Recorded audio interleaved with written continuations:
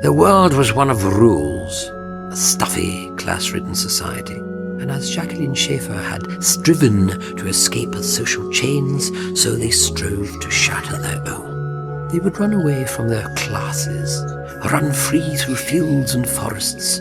Often, as they tired of running, they would sit by the river and stare up at the stars. They would talk of how one day they would be truly free, and how they would wander the stars and see the universe. They were united in their yearnings to escape and be free. They were, however, also united in their suffering at the hands of another. Another boy would torment and bully them, for he saw them as simply ants. One day the ants revolted. They'd been playing on the banks of the river Lethe when Torvic, for that was the bully's name, appeared. He wasn't evil.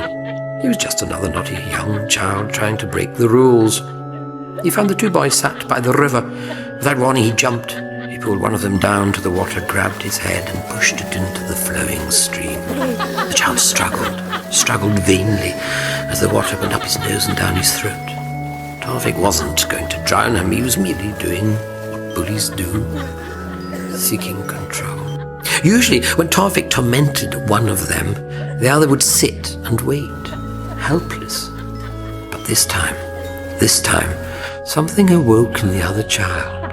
Blind fury and anger, sick with anger, charged at Torvic, stopping only to pick up a large stone on the way. Torvic never stood a chance. The murderer pulled his friend from the water, and they stood there in silence, watched as the blood flowed from Torvic's shattered skull, watched as the blood flowed into the stream, watched unable to comprehend what one of them had done.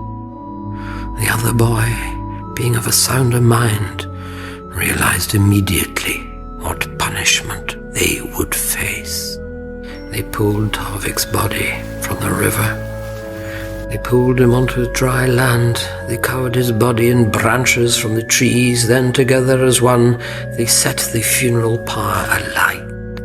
And together, holding hands, they watched as his body burned. They watched as Torvic's skin bubbled and burned and became smoke.